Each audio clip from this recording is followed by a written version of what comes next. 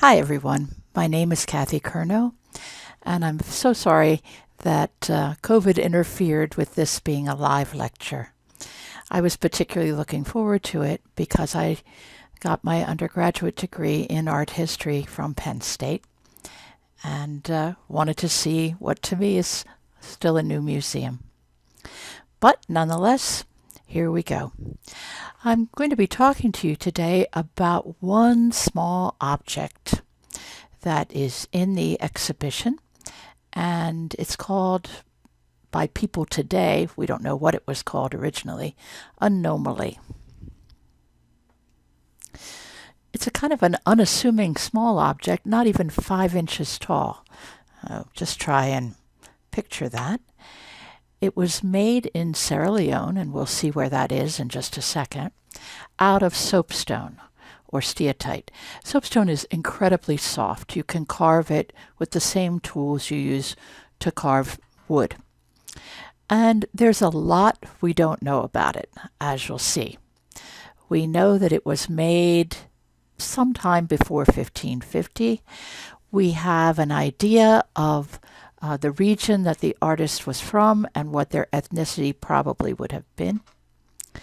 But many other aspects are mysterious, yet they're going to lead us in some unexpected directions, starting early on with internet conspiracies, but ending in a network that landed objects made by related artists from the same place and time to the tables of European kings and princes and queens. So let's start our journey. What's a Nomoli, first of all? This Penn State piece is one that is like nearly 1,000 others that were made probably in the late 15th to mid 16th century, possibly a little earlier, from soapstone. Most of them are fairly small. There are a few that are perhaps about 10 inches tall, but most are in the 5 to 6 inch range. If they're complete, there's a lot of breakage as well.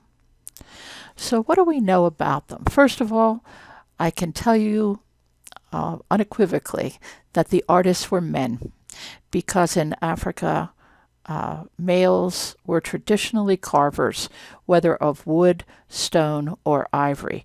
Women artists certainly existed, but they worked with other media. So here our artist is male. Now, what are Bullum or Temne? Bullum and Temne are ethnic groups, and they live in Sierra Leone. The ivories that we're going to see today are all from Sierra Leone. And you can see this map includes Sierra Leone. It's not just the pink part. Sierra Leone starts here along this pink border and goes off the map, and then it follows along the coast, the yellow area, leading up to this section and off the map. We're concerning ourselves with the southern part of Sierra Leone, and the term sapi is one that grouped together people that include those we're talking about, such as the Bullum and Temne, but it also included some peoples elsewhere from Guinea, the country of Guinea, and Sierra Leone, such as the Baga, the Nalu, the Landuma, the Limba, as well as the Bullum and Temne. They all spoke what are called Mel languages. So you might think of them as akin to Latinate peoples in Europe who could understand each other somewhat because their languages have a similar root. But unlike Latinate speakers, they had no common history or empire. So I like to avoid that term sapi and in favor of Bullum or Temne because sapi is unnecessarily too large a term. Now, when I came back to this topic, because I wrote my dissertation not on these Nomoli, but on some artworks that are associated with them, I was very familiar with all the literature and I've kept up with it, but I thought, well, maybe there were some new Nomoli on the internet that I hadn't seen before. And this is when I discovered something fairly new and interesting within the last 2 years.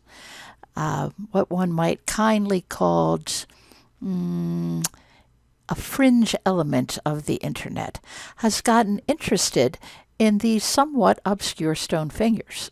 They're not obscure to Africanists, but most art historians have never heard of the Nomoli, nor has the general public. That may change, because now somehow a group of people have gotten a hold of them who believe in, well, as you can see with this quote, they believe in Atlantis. They believe in giant reptilian humanoids that inspire fear in extraterrestrial abductees worldwide.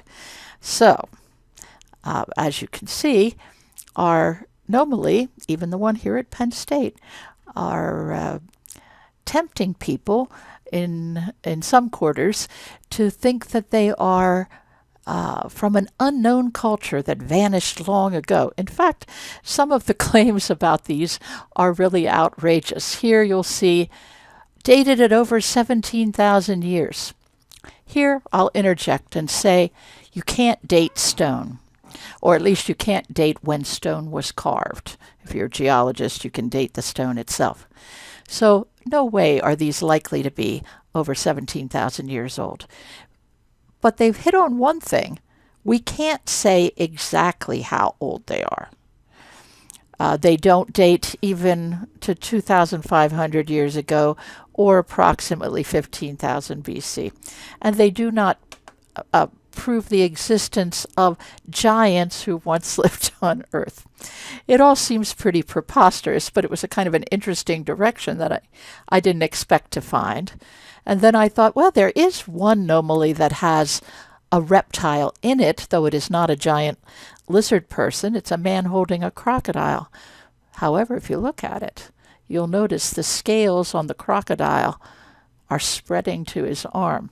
So kind of an interesting light moment in the life of a Nomoli, but one that is significant because actually it is showing a correspondence between this figure and the crocodile. The nature of that correspondence, unknown. In many parts of Africa, traditional art of the past did look at animals less as creatures just of nature and more of spiritual metaphors for certain types of people. The crocodile, for instance, can live in the water, but it can also crawl on land. It's what we call a liminal animal.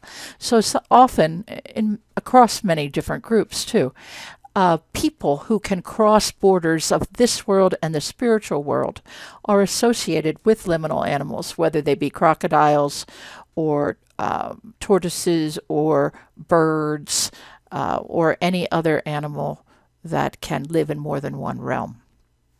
However, I don't think giant lizard people are the direction the rest of the lecture will go in. I wanted to talk a little bit about what happened and how this fits into dating. While we don't know how old these objects are, most of them are turned up by accident, by people farming fields, or diamond miners who are in the Curnow region of Sierra Leone. They find them under the ground, sometimes at some depth, or they find them in caves that have been apparently centers of ritual carving. But what happened as far as an end date for most, if not all of these, is that in 1550, and I realize this map says 1600, but in 1550, an ethnic group pushed into Sierra Leone and it caused migrations. The Kisi, who had lived by the coast, went to the northeast. The Temne left their territory and went inland further to the north. The Bulum stayed mostly along the coast, but they were pushed a bit as well. So there were population shifts in the mid-16th century. And those population shifts have moved people. So the descendants of those invaders, the Mende, make up the bulk of the Sierra Leonean population today, and they are in an area previously occupied by other people. Those Kisi that were at the coast, here they are pushed up here. The Bullum still along the coast, the Temne were here, they're now here.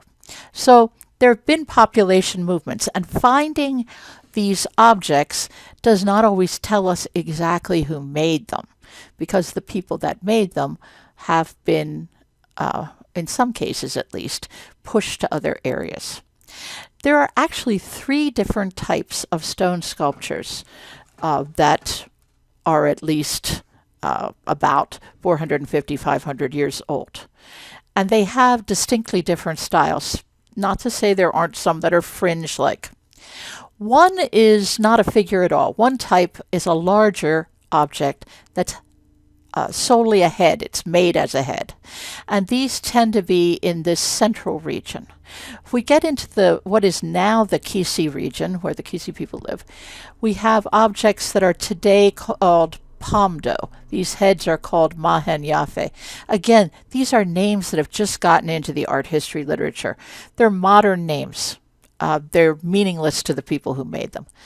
The ones from the Kisi area tend to be quite vertical in their orientation. The ones we're looking at are the ones that are found on the south, just inland from the coast. And these tend to be far more rounded in their facial features and even in their body type. As I said, they're all made of steatite, and steatite ranges in color from a kind of a whitish color to a reddish brown to an almost black. It's a very soft stone, and there are at least 2 reports from the early 19th century from Europeans who were poking around in the area. They found veins, geologic veins of soapstone, and they said they found 2 separate reports. They found some of these figures being carved directly in the vein, and they were abandoned for some reason. So rather than, for instance, extracting a chunk of stone and carving it, they carved at least part of it in situ, then finished up the details later. Now, a few more words about this. First of all, outside of Egypt and the Sudan, in that part of Africa which is south of the Sahara, carving anything in stone was highly unusual. Almost all carving was in wood and in ivory, presumably because the tools needed were not strong enough to carve most stones, or perhaps there was a disinterest. Certainly wood and ivory were readily available in most parts of the continent where carving took place. And interestingly enough, the kind of tool used for most carving, whether wood or ivory, was this. It's called an adze.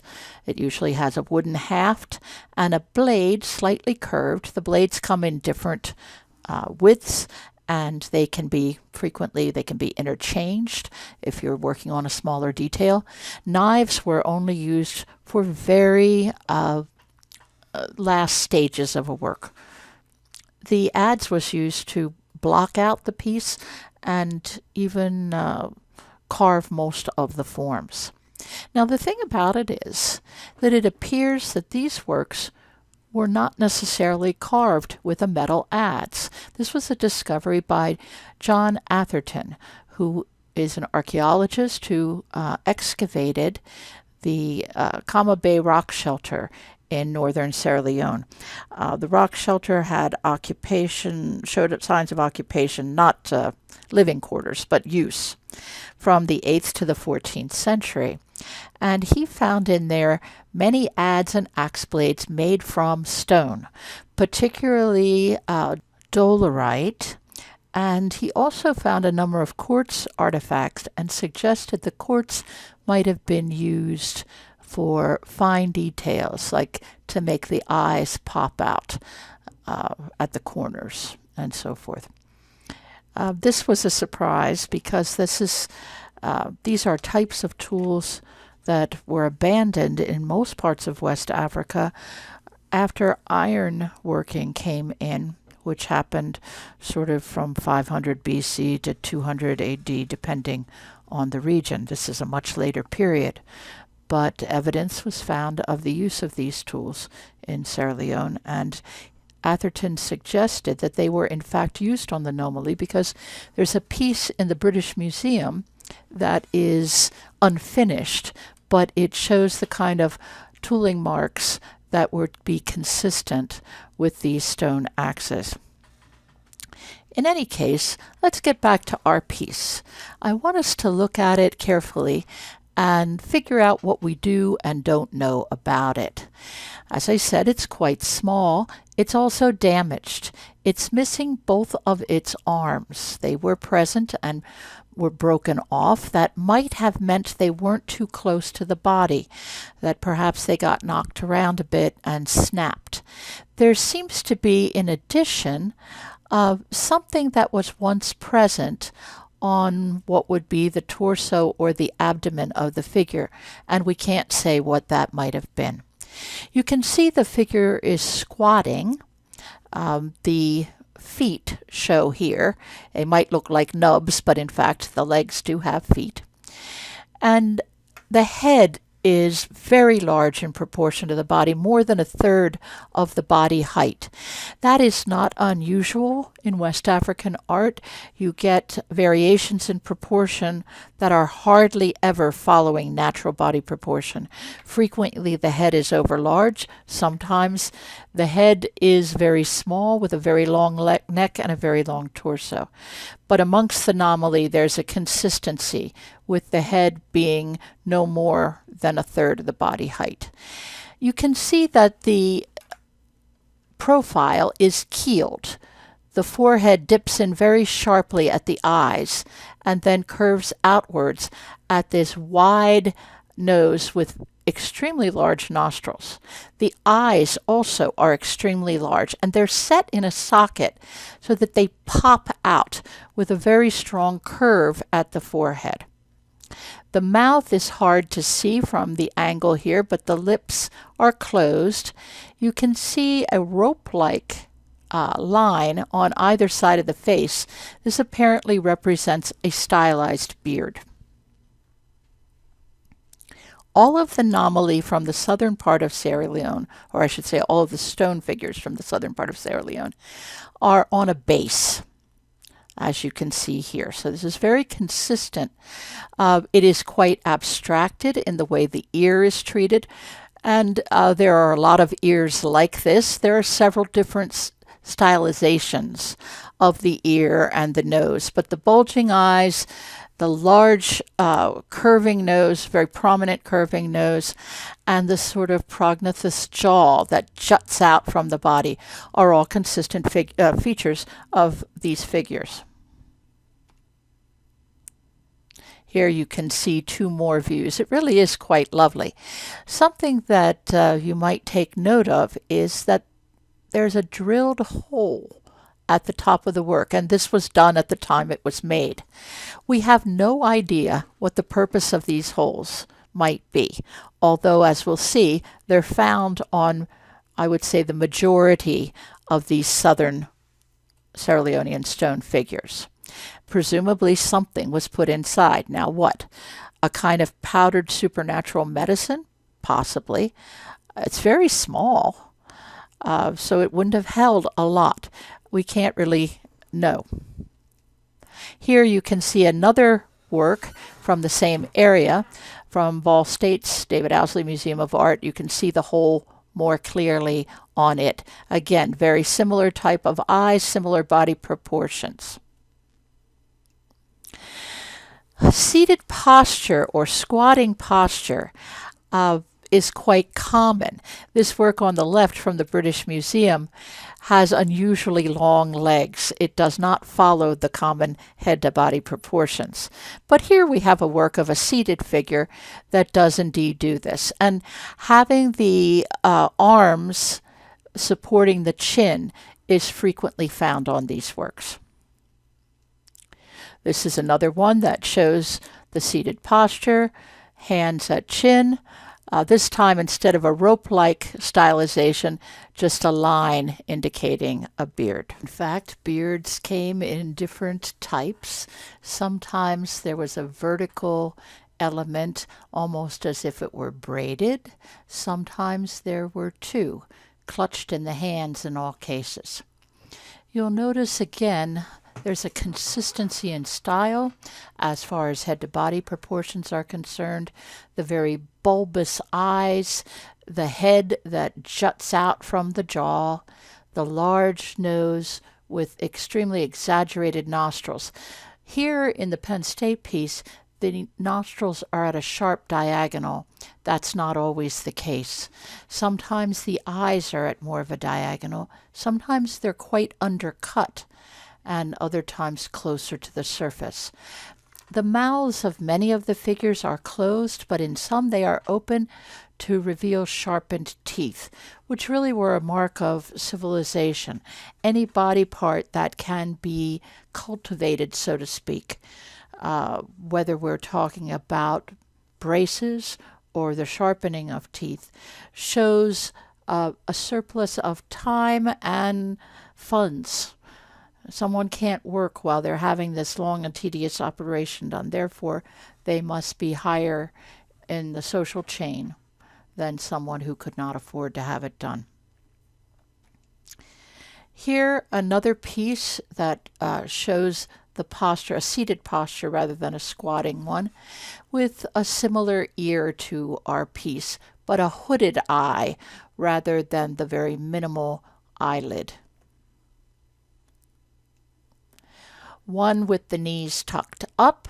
This was collected in the 1970s, and I mention that because auction houses will often state when the collector got the piece.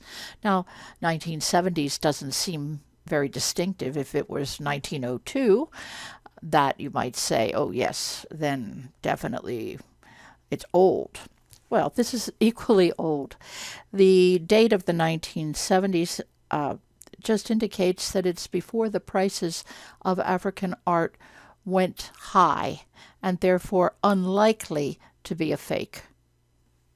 Not ruling it out, but it doesn't look like one, certainly. It's consistent with the style of the other Nomoli that are at least 500 years old. Here we have another one. This one has bared but unsharpened teeth and is female. And I should mention that there are a number of female examples, but the majority do depict men. And here we get to the question that we really can't fully answer. How were these used? What was their function? Early Portuguese visitors, and the Portuguese were in coastal Sierra Leone from the 1460s on, talked about the wealth of art produced by the people that lived there. They mentioned wood in particular, but also stone and ivory. And they said there were many, many figures. They talked about wooden figures in a context that suggested they might have been used to represent ancestors. And the assumption is always that these figures, too, were ancestral. However, that is a catch-all fallback, really, when we don't know the actual use of a piece. There are some of these works that do not seem to be ancestral in nature at all.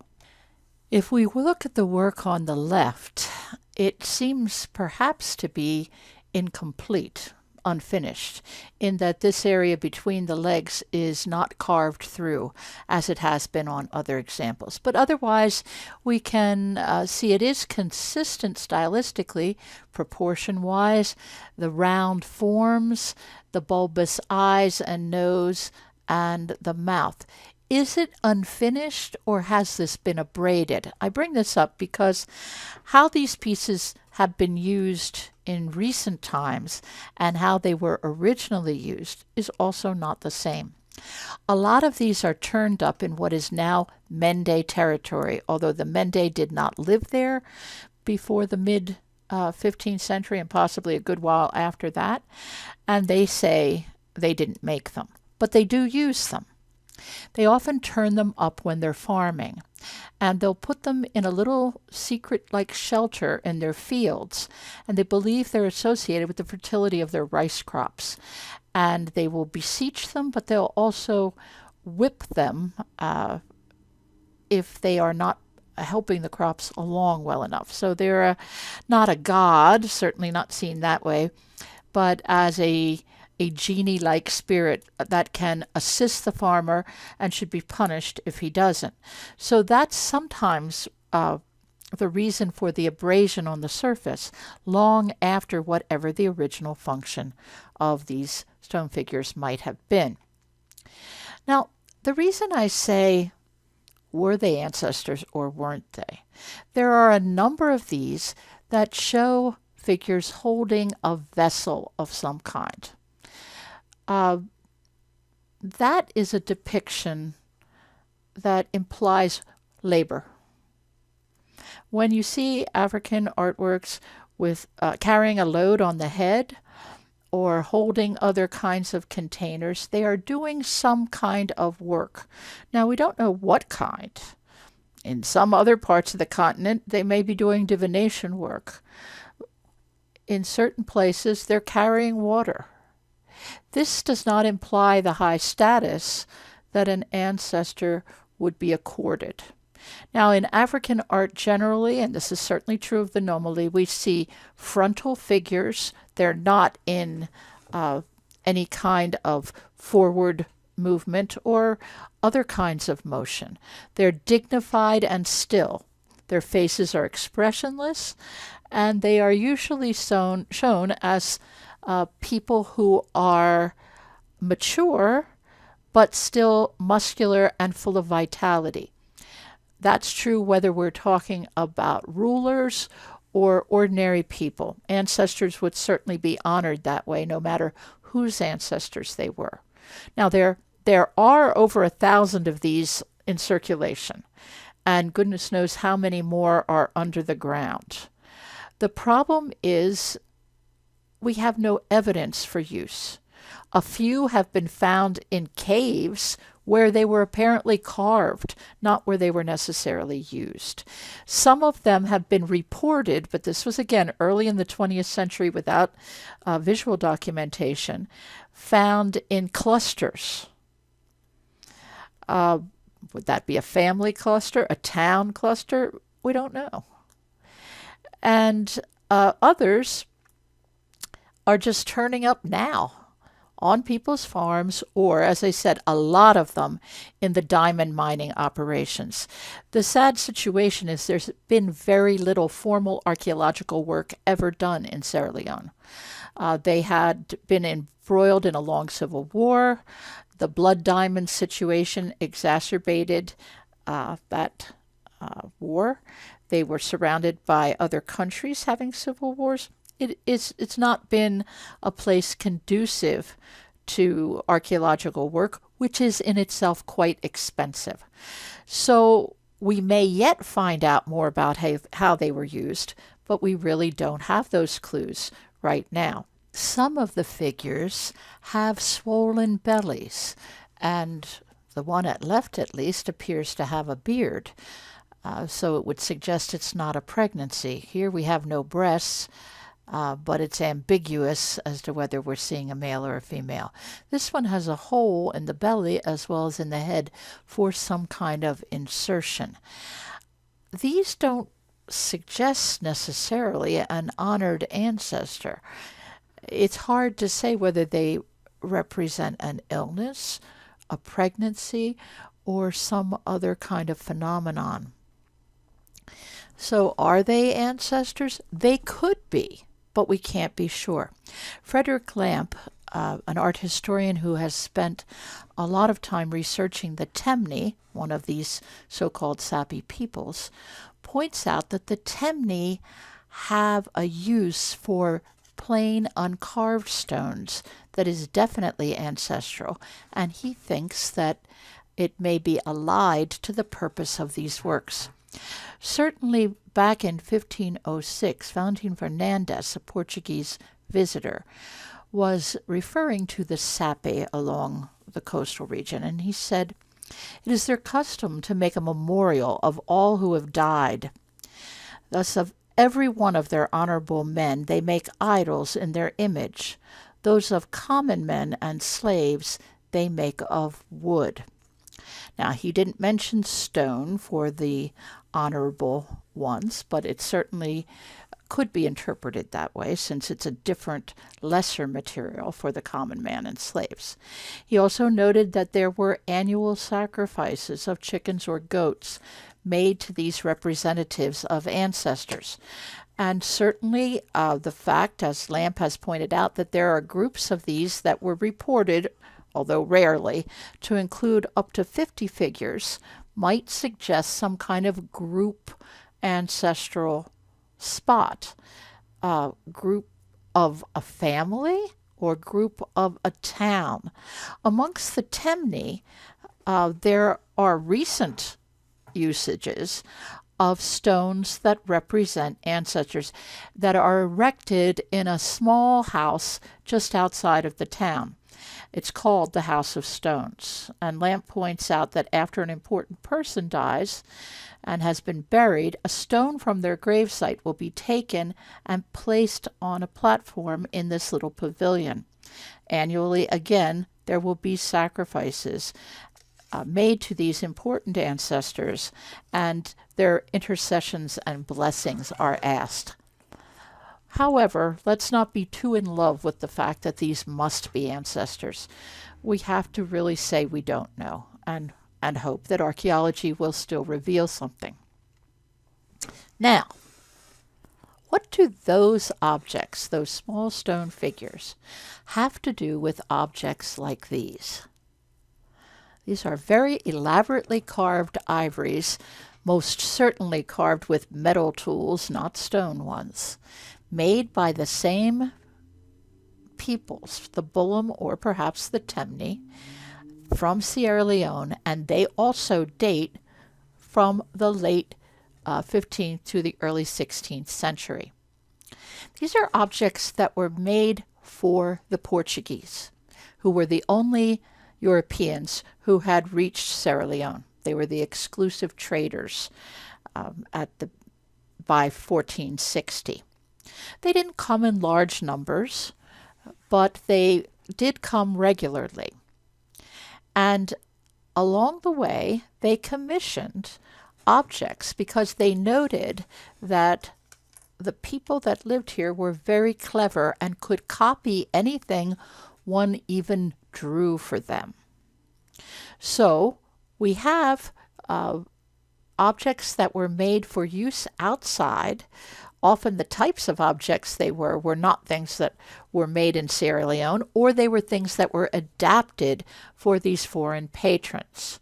And today there are about, just over 100 ivory objects made for export to the Portuguese from Sierra Leone.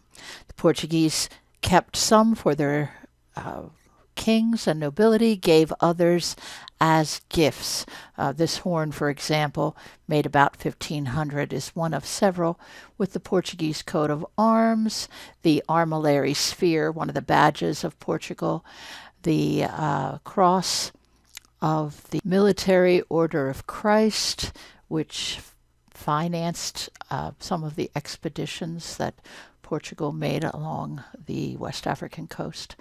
It is crowded with scenes from European hunting, including many deer and hounds.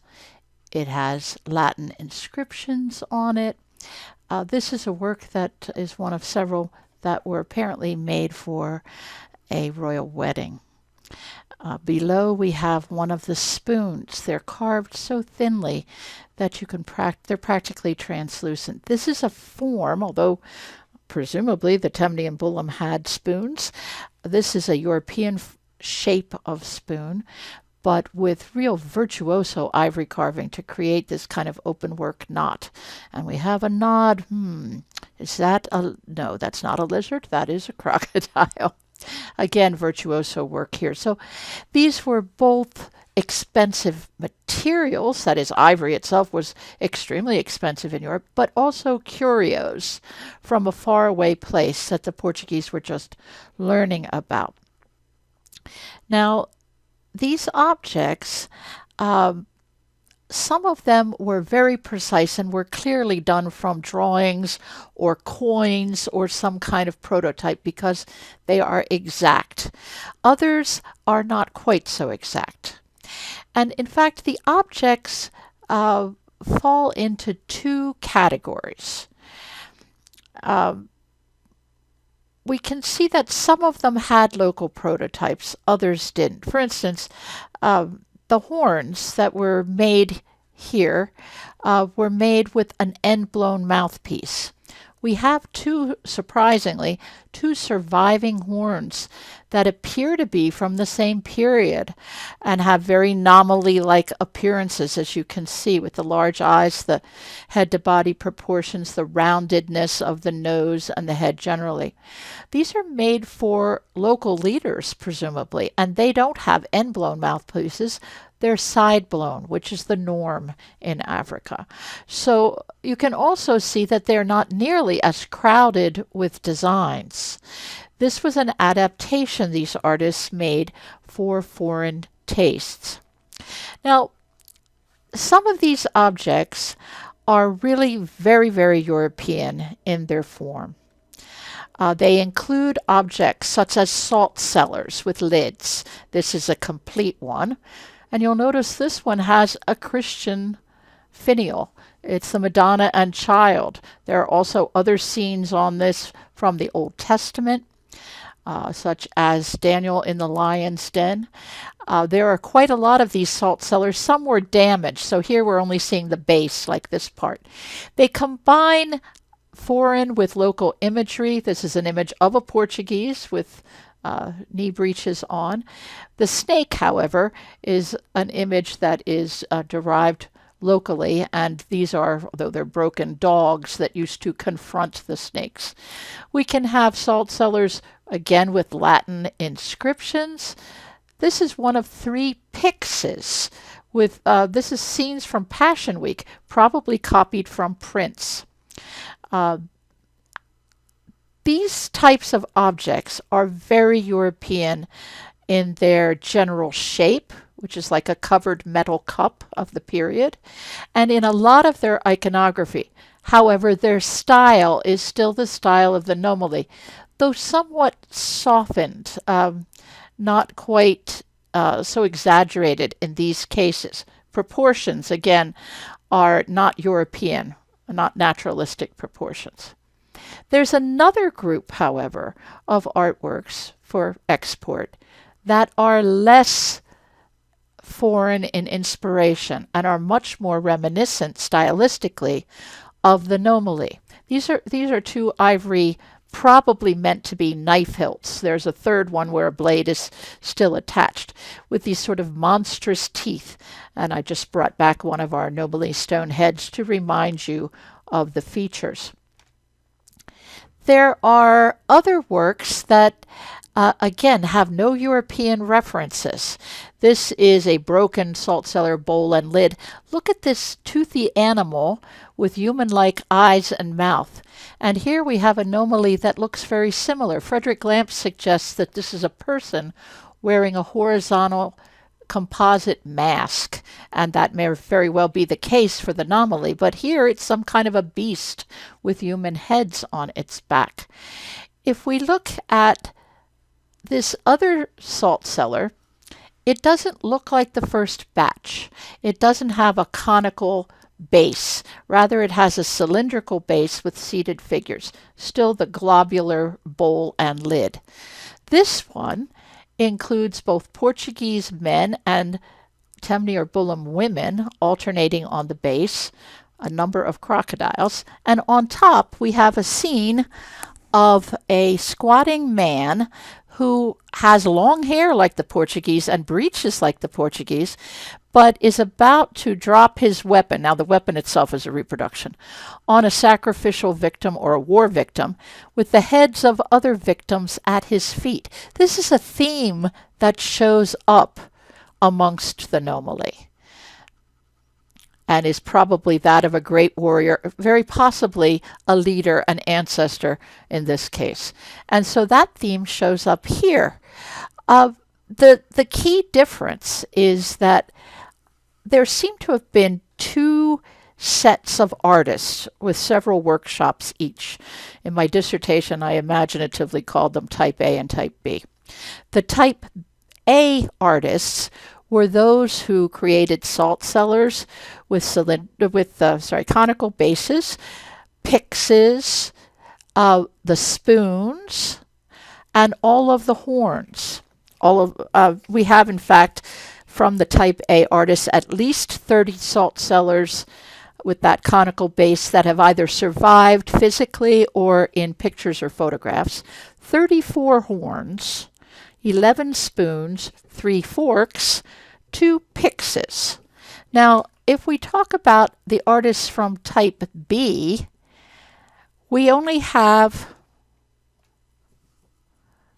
just about 20 salt cellars and 3 knives.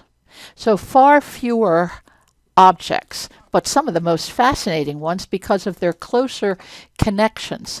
Look at the noses here and the eyes and how very Nomoli-like they are. It was my contention back then, and I still believe it, that geographically these artists were in different places. We know the Portuguese were around the Freetown estuary harbor region, and also at the mouth of the Great Scarces River. And probably those workshops who were working from drawings and direct commissions, as well as indirect ones, those were people who were in touch directly with the Portuguese.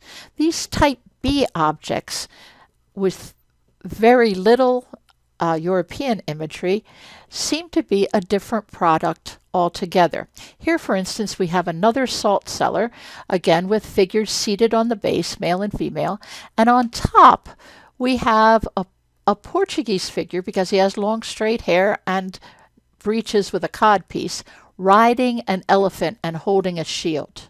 Now, this is in India. People don't ride elephants in Africa. This is a metaphor for a leader who is so mighty he can even ride an elephant. And it is, in fact, an image that shows up on a number of the Nomoli, as you can see here. And look how much the ear is like the ones that are visible here, with the curve, the notch in this case, and the circle. So the imagery is often a duplicate of what we find in the Nomoli. It seems to have been a little further from centers of Portuguese people. Here, another salt cellar. This isn't the original base. It would have also had a cylindrical open-worked base. Lots of crocodiles on the outside. We've got a figure who is seated with a kind of an unusual looking, to Western eyes, backrest. This is a backrest that shows up in some of the Nomoli, and it's a real type of backrest that still exists. It has a seat and a tripod. This one's from a mono artist in Sierra Leone, but actually many of the ethnic groups produced and used these through the 20th century. So yet another Type B work with tight links to more traditional kinds of objects rather than foreign imports. Sierra Leone was a place where some Portuguese had decided to settle. Most Portuguese were just coming in from ships that came into harbor and moved on, or from the islands, the Cape Verde Islands, where there was a Portuguese settlement, which was off the coast to the northwest. You weren't allowed as a Portuguese to live permanently on the mainland in the 15th century or the early 16th century. There were Portuguese laws against it because the thought was you were probably going to smuggle ivory or gold and escape paying taxes, so they wanted to keep track of you. Nonetheless, a good many people who had reason to lay low from the authorities did throw themselves, is the term. They were called Tengosmaus. They lived on the mainland. Some were Jews who were escaping the Inquisition and didn't want the eyes of the authorities on them. Some were criminals, and some probably had other reasons. They intermarried with local women, and their descendants became middlemen traders. And it seems to me that the type B ivories are more likely to be associated with these people who themselves had a sketchier idea, perhaps, and not drawings, not prints that they brought along with them, but they knew ivory would be appreciated. So somehow they took these or had them sent to the port areas to sell. Here, another feature that shows up on type B ivories frequently, a Janus or doubled head, again with bared, sharpened teeth, and we see that in a number of the Nomoli as well. These very delicate works with their beaded decoration common to both types A and B, sometimes decorative, sometimes indicating scarification, sometimes decorating the bodies of crocodiles, show in fact how very skilled these carvers were, possibly their skills increasing with the use of metal tools made available by the time and place that they worked in. Yet you can see in the style of these works the traces of works made for local consumption. It's very evident, for example, in this type B work, where the noses are quite exaggerated and the eyes are undercut, just as they are in many of the stone examples. So we come full circle. Our small friend from Penn State, with his herringbone beard line, has a parallel in the ivory made for a foreigner with its bearded beard line. In addition, it has chin hair. This, in fact, shows up on a number of the Nomoli. What we have here is an interesting contrast. There are far more Nomoli that are around than there are ivories made for the Portuguese. And that's as it should be. Attention by these artists was given primarily to their own local leaders. These weren't kingdoms, they were small states with a chief heading each community with elders, and probably secret societies for both men and women, which they have today, helping to control the community. Their attention was locally based, but they had enough time and incentive to work for the foreigners as well when they had time. Most of these artists would have been farmers, not full-time artists. They would have worked primarily in the dry season when things weren't growing. Their own ancestors were far more important to them, and whether these represented ancestors or other kinds of beings or had something to do with a system no longer existing, we can't be sure. But we do know that these humble objects made out of stone were far more critical than the foreign ones. The foreign ones were made for us, so that may be why they are possibly more accessible. He's a small figure.